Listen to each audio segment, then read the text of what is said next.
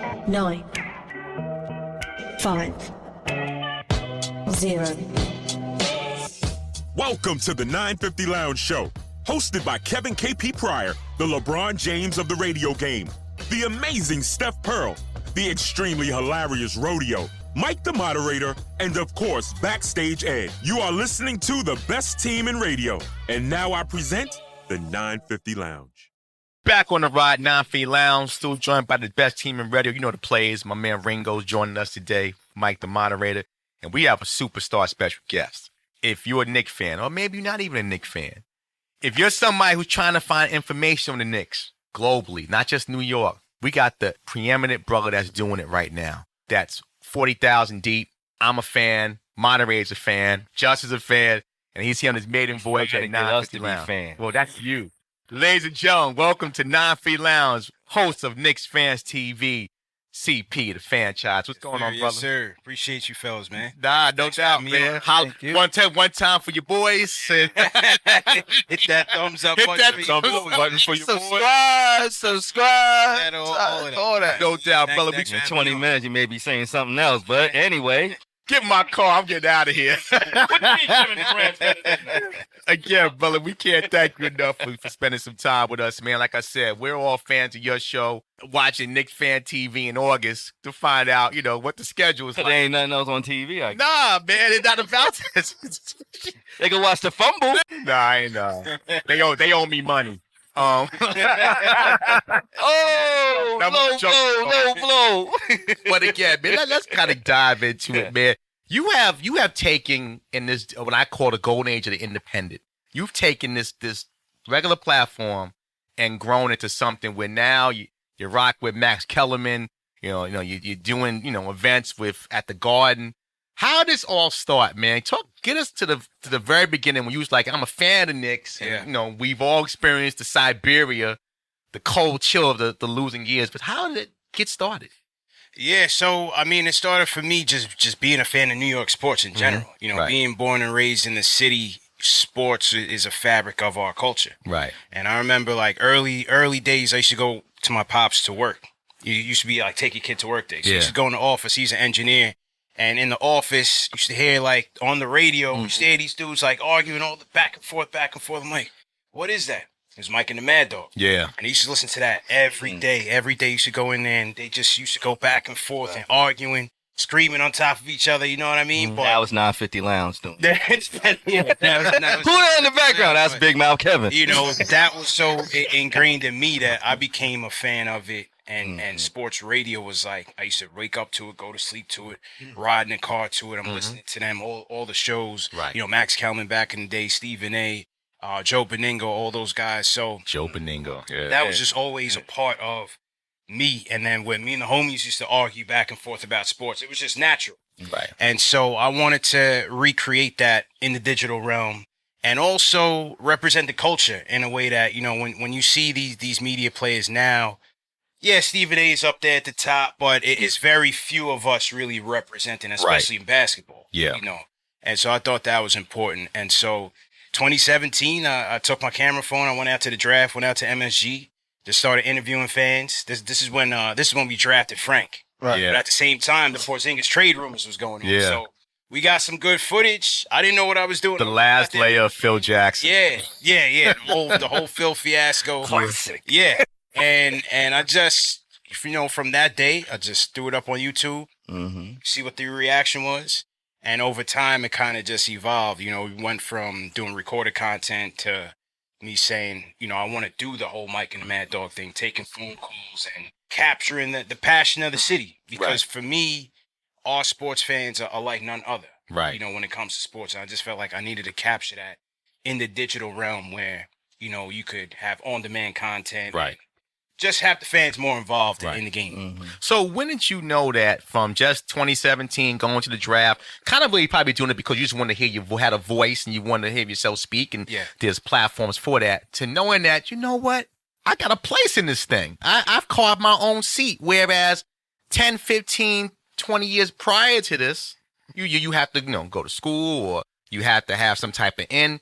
You've created a lane. When did you know that lane was more than just me and my friends hearing me talk, but now I got the masses. I got real media coming at me. I would say, well, first, little by little, we would gain momentum for each interview. So the first interview I ever did was Chris Childs. And from Chris Childs, I sent that interview to the next person. Right. Ultimately, we got Alan Hahn on from MSG. So it just kept snowballing. But really what took things off was the Oakley interview. When we got This is where he got thrown out the garden? This was this was after that. Oh, This was after that. Okay, probably a lot of things to say. Definitely a lot of stuff to say. We got the Oakley interview, man. We had thousands of people watching, tuning in, just commenting, going off. Then the whole buzz took on to Twitter. But then when I really knew like we had something on fire was when the national media started picking it up. Right. So Michael K. Show took some sound bites from New York Post. And so it just kept going. And then the pandemic hit. And I was like, damn, what are we going to do? So Chuck D spoke to Chuck. I'm like, yo, Chuck, he's been a big champion of the platform. And I said, what are we going to do? And he put me on to the X-Men. Right. Yo, call X-Men. He's a fan favorite, former fan favorite. They would love him. And from the X-Men interview, it turned into Rasheed Wallace, turned into Kenya Martin. Now, the thing with X-Men, I did see that one. I didn't watch the whole piece, but maybe you can clear some light for me. And this was actually just came up on a conversation that I was having in Clubhouse. Now, the Xavier McDaniel story is obviously X played 1 year with the Knicks, right? And gave the famous Scottie Pippen migraine headache was caused to X. The rumor is that David Falk, Jordan's agent, said, because he was X-Man, Xavier's agent, get him out of New York. And that's when X and the Knicks couldn't come up with a game plan. He went to Boston. Yeah. Now, there's a lot of rumors saying that's fake. That's not. Can you clear the air on that? I asked him personally. I said, did MJ have anything to do with it, with the whole David Falk connection? He was like, nah. I mean, I believe him. Right. When we started the show, he came right to it. Like, this is why I left. This is what happened. Because we knew that's what the fans wanted to know. Why did the X-Man leave? Yeah. A lot of fans felt like if you would have kept him, you put X-Man in instead of Smith in 93, it might be a different story. He was the ex-enforcer. He was the enforcer. I remember having the poster when I was in high school of Xavier McDaniel choking the crap out of Wes Matthews when he was with Seattle. I had that poster right on my wall. Like, this dude, Wes Matthews, looked lifeless in that picture, but it's crazy. Again, we got CP, Knicks Fans TV in the house. Go ahead, Mike. Jump in, bro. Let me temper it this way. I think the most significant thing about Knicks Fan TV, all right, first and foremost, let me make this clear. I am a consumer of Knicks Fan TV. And the man here will contest that I do super chats. You made the call while we were in Vegas. I call in. He's calling up. Yeah, I was a correspondent for Knicks Fan TV, right? But I think the most telling thing of it all is the growth organically of a product. There's no advertisement for Knicks Fan TV. This is strictly word of mouth. This is grassroots.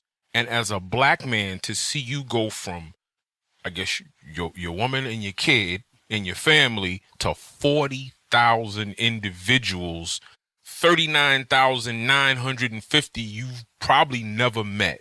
What is that like when you're sitting back, you're on your alone time, you're not on, and you just running this through your mind? What is it that like to you? Yeah, it's big, man, because, we'll get messages from people that'll say, you took me through a dark time, or your show, I went through a lot of depression, I'm going through this, I'm going through that, and people look to your show to get them through their day, and that's deep, because when I first started, I'm just like, I just want to talk Knicks and let people talk Knicks, but then when you realize that you really have an impact on their personal life, it means a lot. It definitely means a lot, but I just felt like there was a lot missing in terms of sports media coverage, and it's a lot of platforms, a lot of content creators that's pushing the content out there, like listen to me, but it's not too many that's pulling the fans in. And like I said, in this digital realm, you always had sports radio, and there's people that call into the show, but they got to dodge the commercials. They got to wait in line, for a long time. You might have 5 minutes of Knicks coverage. With me, you get an hour and a half. Yeah. From there, we're gonna take a couple clips from that. That's gonna go on Instagram. That's gonna go on Facebook. That's gonna go. So we feeding you wherever you're at, and whatever in the type of content that you can consume. Let me ask a question. So supposing me or Ed would call in your show, I don't want to talk Knicks right now. I want to talk about championship across the bridge. You gonna disconnect us? If you come with respect, and we get them, I'm respecting the trophy. He's just a bandwagon hopper. Listen. Anybody who's winning, he's on. If it ain't a Nick, all right. If it ain't a Nick, yeah, you get disconnected. Shortly after. But if you come with respect, I'll let you. All right, we'll invite you to the parade. You can wear your Just don't need to check. Parade The down chat Fulton gonna roast you. The parade down Fulton Street. Exactly. In the back of a pickup truck. So But now listen, we get fans from other teams that'll call in, Right. that'll tune in, and we welcome everybody. Because at the end of the day, it's about Nick, but it's a sports show. That's it. And that's all it is. That's Yeah. So who do you see as your competition? Because there's a couple of y'all out there. Because I follow about, I wouldn't say 4 or 5. Might not be on the same level of subscribers as Knicks Fan TV, but you got one guy out in the West Coast. I'm not going to say who he is, but West Coast. that CK, Oh, that's my guy. that's your guy. Yeah. So I know that's not your competition. But then there's a few others that are starting to pop up now. Do you look at them, or do you you're so focused on Knicks Fan TV, you don't even think about the competition? Yeah, I just have tunnel vision, bro. Like, I don't even, I don't really consume anybody else's, and that's no disrespect to them. It's just because I'm just so locked in on what I'm trying to do and to moving forward. But at the same time, I embrace collaboration. So with Knicks Film School, with the Strickland, those guys, we kind of created a network just coming up together and doing events together and just collaborating on content together. So I don't really look at them as competition, because I feel like if you're doing that, you're locking yourself off to their audience and their potential and vice versa. So, rising tide lifts all boats, and that's kind of how I see it. So I don't really look at everybody else's competition. I mean, to be fair, I think that the way you do Knicks Fan TV, the way Macri does Knicks Film School, the way, they do the Strickland, or even the way Sim does Nothing But Knicks, is so different. It's the same because of the content, but they all come at such a different angle that there really isn't much of a overlap or a repetition of services. Like, like Nothing But Knicks, Sim and them will get into X's and O's. Not that you don't, but they'll do a whole show strictly on X, O's, analytics. Like they'll break down that. How many times he pushed off with his left hand to get the jumper off. Different lanes. They all come from different lanes. So that's what kind of makes it work, to whereas Knicks Fan TV is Knicks Fan TV. If you want a little, you want sports, you want weather, you watch the news. You want to know barometric pressure, you put on the Weather Channel. Like, it's like that. So I think that's why you don't really have a true competitor in the sense it's of not like that. But the funny thing is like the fans will try to create that, especially with me and Sim. They'll be like, oh, y'all beefing, y'all do nothing together. And then I'll send him a clip of that on Twitter, like, yo, read this. And we'll be laughing at it because me and him are cool. Me and Sim are cool. We talk all the time. And we're going to talk about collaborating down the road. But fans see us not really working together as, there's competition, there's beef there. It's really not like that. I pity you. You can't leave. You can never leave. Leave what? The Knicks? The Knicks. You can. If the Knicks decide to move overnight somewhere to Nebraska, we not like the Nets. They're not going to be the Omaha the Knicks. Nets. We like the Nets. the Nebraska. We are here. The Nebraska Knicks. It never going to happen. Now, I got one quick question for you. So, the two things I want to know: which was one of your greatest interviews that you did, and which interview that you want, a person that you would love to interview that you didn't get to interview yet? Bucket list is always going to be Patrick Ewing, man. I mean, as a Jamaican American, my whole family's Jamaican. I mean, that was really the basis of me falling in love with the Knicks, man, because I came up during that 90s era. And, with Jamaicans, whatever field they're in, whether it's track and field now or basketball, whatever it is, the whole country's behind them. And so when you coming up in that household, that's how we knew the Knicks. It's through Patrick Ewing and, him putting the team on his back, the sweats and the ice pack on the knees and just leaving it all out there in the court. So he's definitely, on the bucket list. We had Spike on. We definitely had Spike. Salute. Last month. So that was Talk about another... the chair incident. No. I kept it clean. All positive, bro. I kept it clean. I kept it clean. Did you have John Stockton yet? Stocks? Stockton.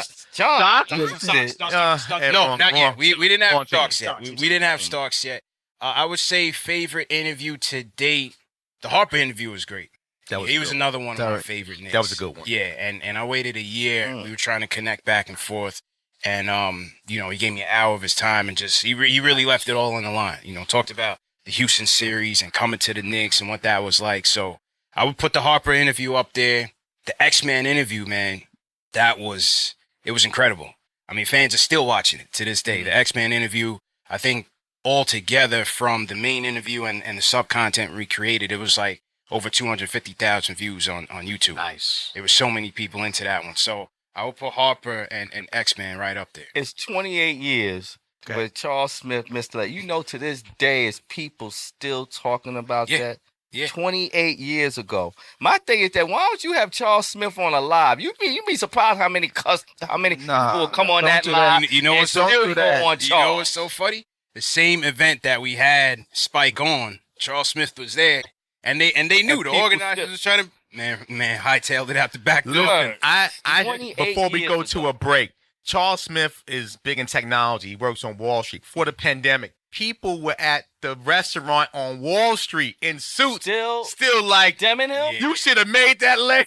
He can't live that down. Speak for him, but he don't want that. Still joined by CP the Fanchise, Knicks Fans TV. It's my go-to. I mean, and I say that with respect, not just because you're sitting here. When I want to find Nick information that I want to verify, I'm going to your Twitter, your Instagram, or I'm pulling up a video or something like that I missed or saw the other night, and just let me just make sure if CP is saying it, then it's legit. Now, obviously, you've gone this thing, 40,000 organic viewers, and then Max Kellerman comes to calling. Talk about that whole situation, getting involved with Max and with SNY. Yeah, it's funny because you know that the fan base looks at the mainstream media. We call it LOL Knicks, right? We call it Knicks for clicks. In that, you know, the mainstream media they try to expose the Knicks and harp on the negativity. Yeah. But that has given rise to our platform and the independent platforms alike. And so for a while, I was on a rampage going at Michael Rappaport. You know, when he showed up at Barclays in the Nets jersey, me and him were going back and forth on Twitter, and still going back and forth. And how could you do that to us? Yeah, he was a Knick. He's just like you. He run with his man is Durant. Listen, his man is Durant. He was trying to protest the whole Oakley thing, so I had to call him out on that. And you know, the fans had backed me up. And with the Kellerman show, you know, they invited me on to talk Knicks, and it went from me and him going at it. Yeah, you know, that was classic, by the way. That first episode, I appreciate that. Yeah, we went at it, and then they just kept bringing me back. Yeah, bringing me back to talk Knicks, but then we started covering the NBA at large, and it never really was on my list to say, you know, I want to do this on ESPN one day. I want to, you know, have this opportunity, but it really just fell in my lap, and since then, you know, I've been appreciative of it, and then with SNY, I started doing the putback with Ian Begley. Right. So SNY has brought me on board. Right. And we start covering NBA Knicks content for their YouTube channel. Right. So just been a great journey, man. Just been a great experience. So has now this passion for the Knicks and love for human and Jamaican roots become your 9 to 5, or is it still like just, you know, my nice compensated hobby, but I still have a business? I would say it's transitioning. Right. I would say more than a hobby for sure. You know, we have 2 employees on the team right now, video editor and Super Dave, my producer. Oh, Dave, we gotta talk offline about compliance, but that's for another day. All right. Yeah, Go ahead. definitely talk on that. So yeah, we growing, man, and you know, the contributions from guys like Mr. William and all the advertising and everything, we just reinvested back into the brand, man, and Yes, the James Joe Jones already when Mike. And you ain't bring no Knick gifts. I ain't bring no Knick gifts. You're not a Knicks fan. Not a Knicks fan. He's trying to get us to become fans. He's a Nets fan. He just likes free swag. But he's trying to get us to become fans. I think the thing that really endears Knicks Fan TV to me, number one, I've been on Knicks Fan TV since about 2,200 viewers, I think you had. I know you were under 3,000 when I first caught on to it. So that was number one. And number two, anything you put your money to, you want to see a visual return, right? You want an ROI. Now, whether it's a physical ROI or if it's a visual, intellectual ROI. And if you've ever, $5, $2, I've done 10. I mean, clearly I'm not Michael Parker with the super chats, right? So Michael Parker Michael Parker's a whole nother dude. Got a budget for super chats. He but got a lot of good to memories. sit and say, you know what? Yeah, I can look through my receipts and say, well, maybe for a given month I gave CP $40. But then you turn around and you see CP at this place, CP at that place. I mean, my background is media, so I can look at something and tell when it went from 1080p to 4K, right? So I can tell when sounds are a little crisper. I can tell when calls are coming in a little better. I can tell when I can hear Dave on the phone a little better. So it's everything you put into that, you're physically seeing an immediate return.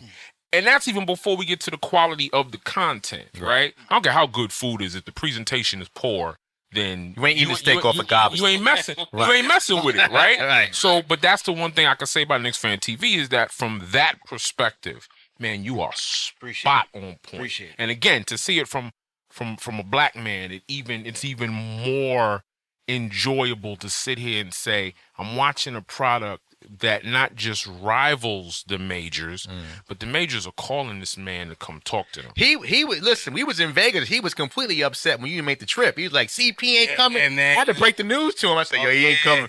Oh my God! So it's Santa Claus. And that's coming from a Cleveland Cavalier fan.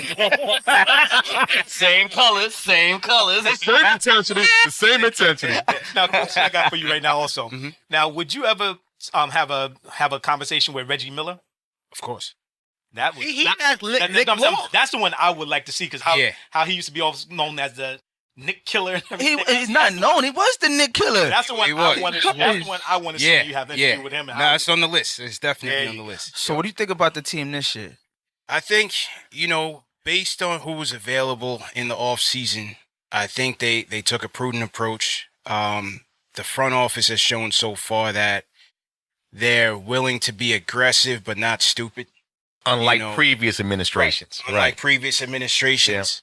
Yeah. Yes, they have a bevy of draft picks and young players, but they're not just going to toss it all out the window just to make a black page splash and say, we got Dame. It just doesn't make sense. Right. It doesn't make sense. So even in the draft, they try to get up to 13, 14, 15. They wanted Chris Duarte, who went to the Pacers. They wanted Trey Murphy, who went to the Pelicans. They couldn't get up there. So they moved back, got some more draft capital, and got a guy in Quentin Grimes who they believe in. Right. Summer League is Summer League, but he showed out. Listen, I love Clinton Grimes. Obviously, we saw him live, but I remember the kid when he came out, McDonald's All-American, went to Kansas, and didn't work out at Kansas, then went to go play at Houston, took him to a Final Four.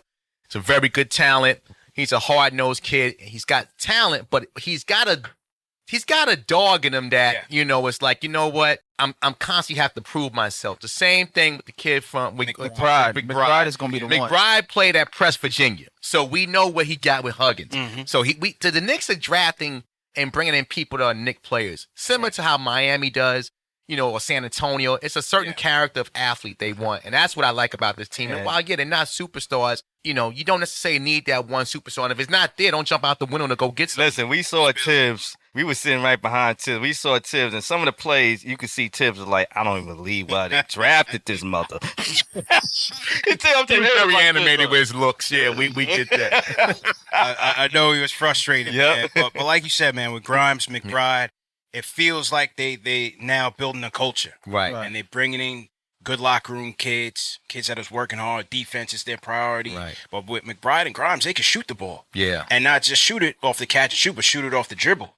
which is something that we've been missing on this team. We have a couple of guys, Rose has showed that.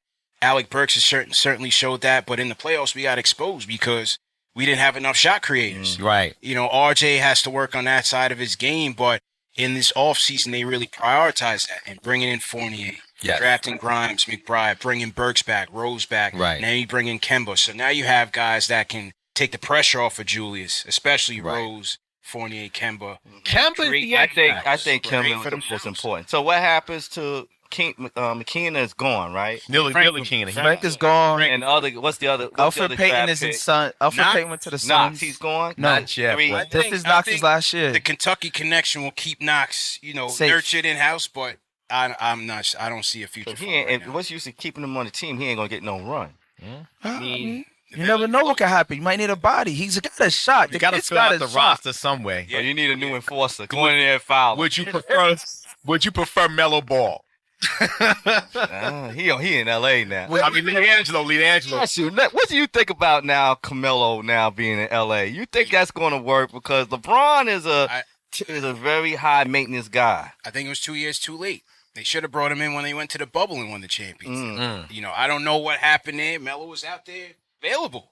You know, that's your right-hand man. How you bringing Jared Dudley before you bring him? Yeah, I know. That made no sense. It was a little suspect to me because I'm a big Melo fan, and I was hoping he would have won a championship with them. But Lakers right now, it's all or nothing for them right now. Yeah. You know, in the investments that I think they're in search of something. Well, again, when you got a 37-year-old superstar, there's no future. It's about win now. Right now. I mean, so, you know, they got the over-the-hill game. But, again, if they monitor the minutes. Do they? Listen, you got the nut Westbrook. You got AD who can't play a whole season. Right. But that's all you really have. And, I mean, yeah, you got LeBron. If LeBron can stay healthy, yeah, he's good. But look at the West right now.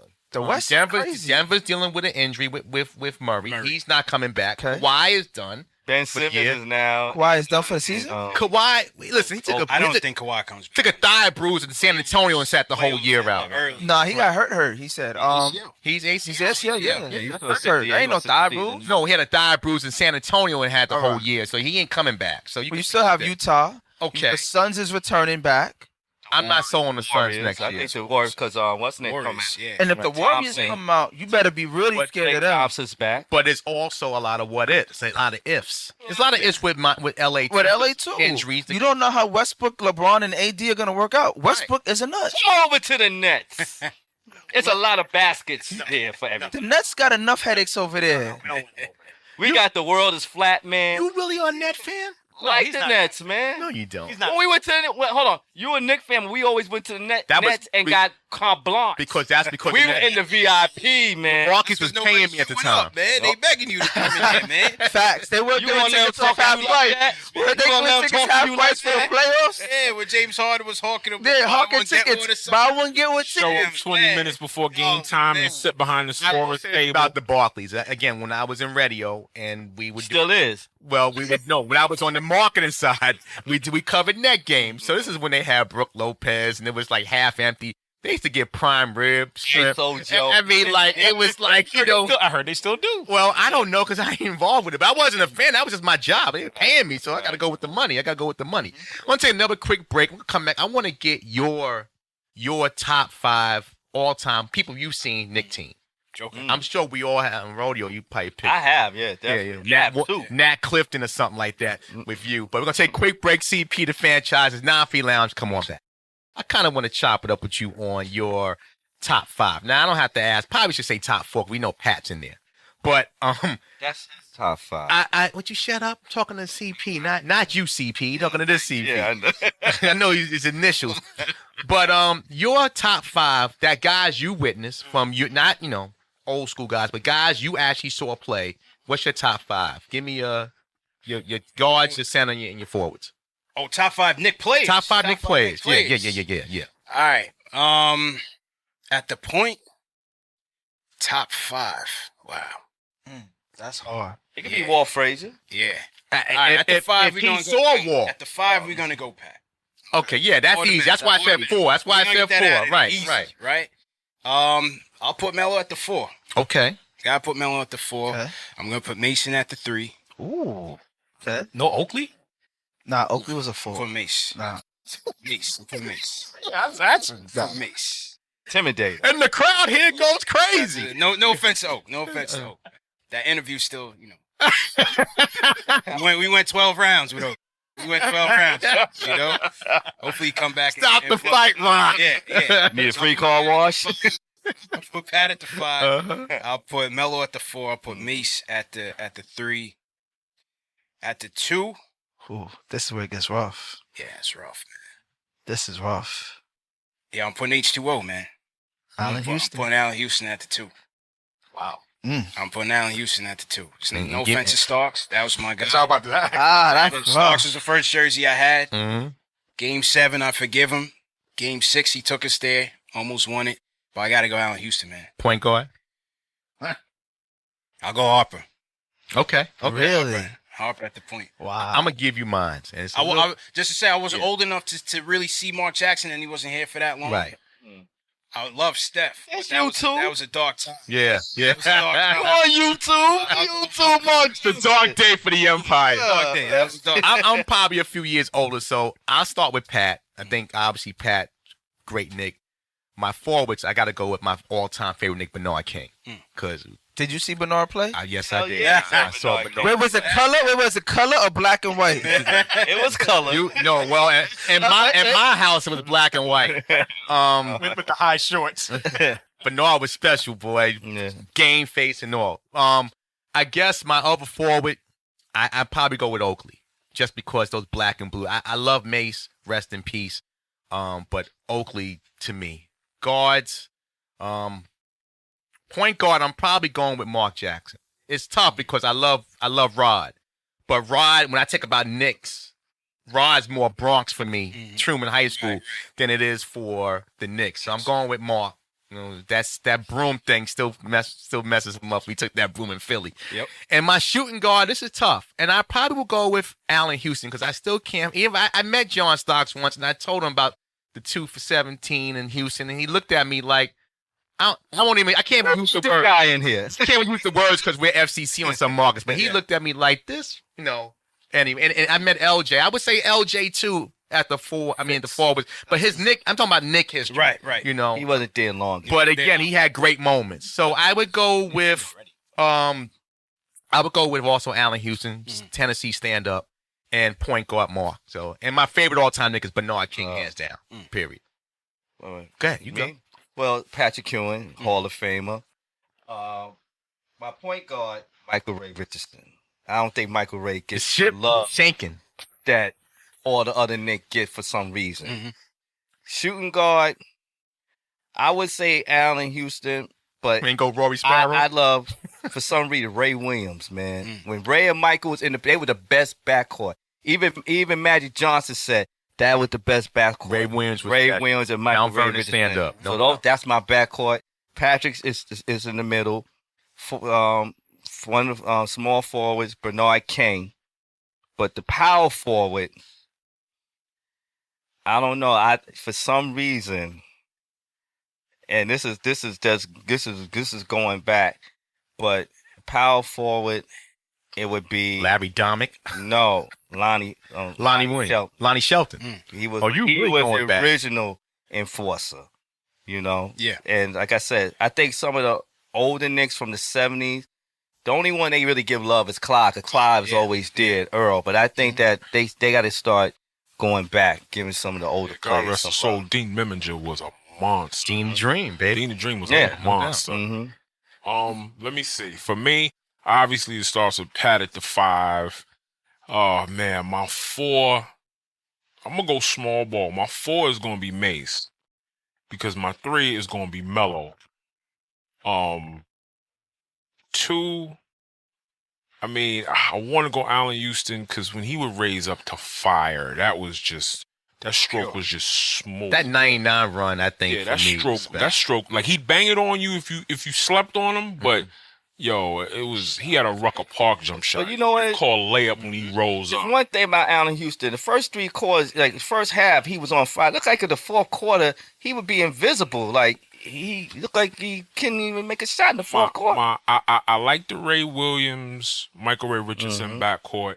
However, we don't never get Bernard King if the Knicks don't trade Michael Ray Richardson to Golden State. So I put those 2 together. So if I had to do a 6th and 7th man, they'd be my 6th and 7th man. I want to go Steph, but man, those were the dark eras. Those were The lights wasn't even those on were in the the mid- club. He was infected with devils like the Wu-Tang song. That's a dark day for the Empire. It was a bad time for the Empire. Yes. So for point, because he got the job done and Melo's not here, if his play didn't highlight what we were doing for about a half a season, I'm gonna go, what's your boy name who girlfriend called the cops on him because he had Not Ray Lynn. Felt. Ray Felt. Felton. Ray Felt. Wow. I'm gonna go Ray Felt. Wow. I'm gonna go Ray. Yeah, I might have to take all your credit. Raymond Felton. He's finished with The guy that goes through the airport with shotgun? Felton? All right, well, I'm going to go big. Rod Strickland is my point guard because Rod Strickland did things with a basketball that I don't think any Knicks point guard really did. Maybe Steph did some things, but Rod Strickland's handles and his grit determination was legit. I'm going to put Melo at the 2. No disrespect to Allen Houston. I'm Gonna make your own. going to put Mace at the EA 3. lineup. I'm putting Oakley at the 4, and I'm putting Ewing at the 5 because I wish you would come into that paint. I tell you right now, you will get destroyed quick, fast, in a heartbeat. Old 88, 90s basketball style. Nobody's coming into that paint with those 3 down in there. Ewing's probably the softest one out of the 3. But with Mace and with Oakley, you're definitely getting a forearm to the head and a right hook to the gut. Easy. I don't care if LeBron comes down with that 6'8", 260 frame. He's going down just as bad. We got to get Ed. Ed said John Stockton. He was already a Nope. I'm not a Knick fan, so nope. Oh. Drazen Petrovic. Larry Hughes. Jason Kidd. But that is that. He was a good Knick for one season. He was a One- net. He was a net first. Yeah. He was a net. Before we step out of here, CP, let me put this question to you. If this, and this is a standard question of mine, if the CP of today, whatever day this is, we're conducting this here interview, could speak to the CP of 2016, what would you tell him? 2016. No, but the dark days of the Knicks too.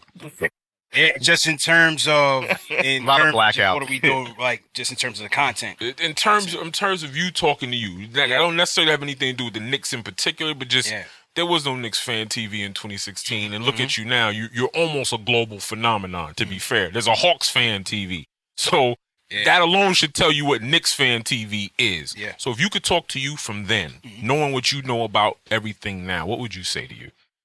I would just say just keep it consistent. Just keep it consistent and keep learning.